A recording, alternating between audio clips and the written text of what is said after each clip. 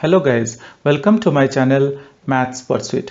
Today we are going to look into exercise 5.2 question 15 from chapter 5 called arithmetic progression. So let's see what exactly is given in question number 15.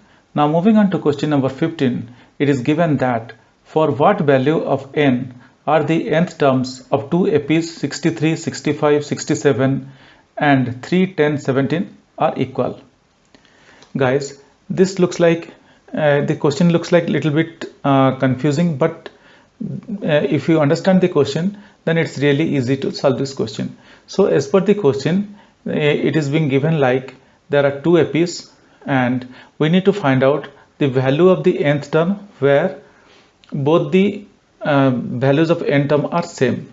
Like if the value of the nth term is x for the first epi, then that particular x is also the value for the second epi.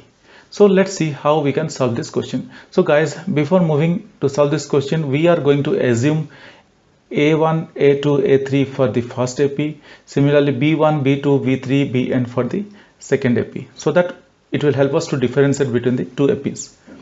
Now moving on to the solution, let the value of the nth term be x. As this value for both the epis will be equal, so we can write same x for both the epis and do our calculation. So guys, as we discussed, like we are considering the value of the nth term be x for both the epis, like for the epis starting with a and similarly x for the epis starting with b. Now let us put the value of the first epi in the below table. So here we have created a 4-column table with 3 rows, naming first term to first cell, second term to second cell, third term to third cell, nth term to the last cell. Now putting 63 under first term, 65 under second term, 67 under third term and x under nth term. Here we have considered x because we are going to find out this particular value where both the epis will be having the same figure. Now naming a1 under to first term, a2 to second term, a3 to third term, an to nth term. Now guys, we are going to find out an and nth term.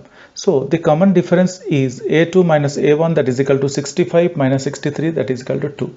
So guys, we very well know that in order to do any of the calculations for any of the missing figures, common difference is required. So for that reason, here we have calculated the common difference, and here we are calculating the common difference between the second term and first term, or you can also go with the third term and second term.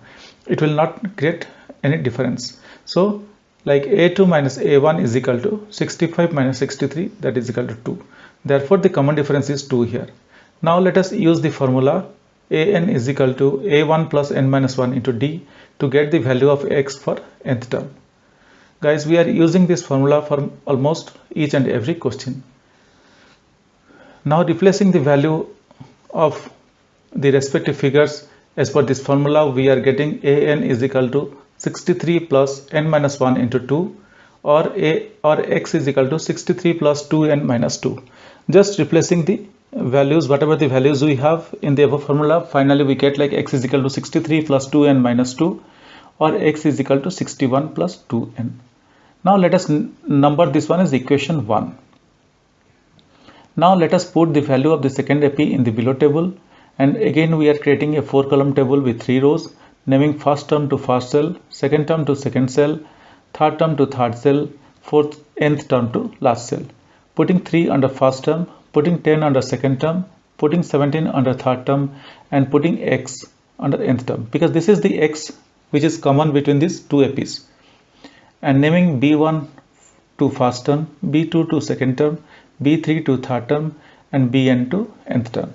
Similarly, we are also going to calculate the common difference, and here the common difference d is like b2 minus b1, that is equal to 10 minus 3, that is equal to 7. So here common difference is 7. Now using the formula let us use the formula like an is equal to a1 plus n minus 1 into d to get the value of x for nth term.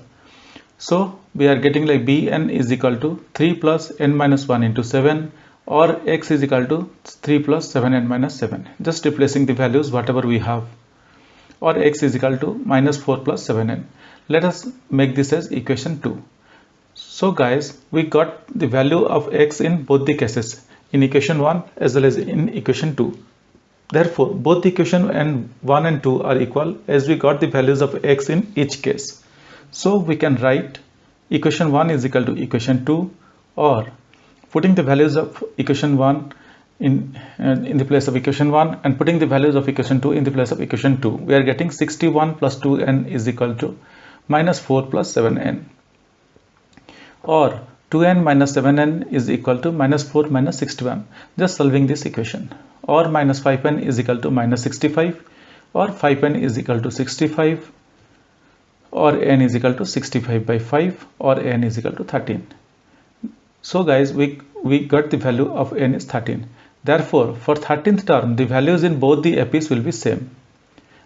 Guys, we could see that the value of n is 13, and we have already considered like the value of 13th term is x for the epi a1, a2, a3, a4, and for the same x for the epis b1, b2, b3, b4. So for that reason, this 13th term is the place where the values will be same for both the epis.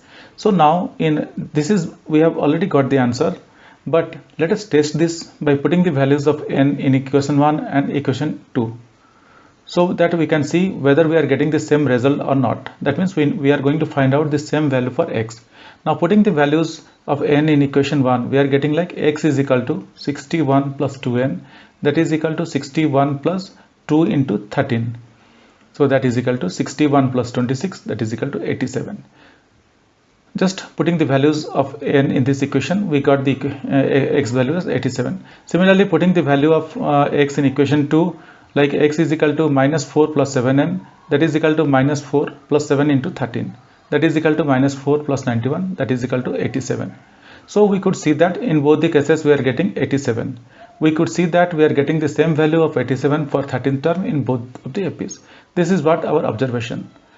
So guys, I believe this equation or this calculation is very easy and you people would have understood this one. But still, if you have any questions or concerns, kindly write to me in the comment section of my video. I will definitely get back to you once I see your comments. If you really like my videos, I would request you to kindly subscribe and also let your friends know. This will motivate me to create similar videos in the future. Thank you. Bye.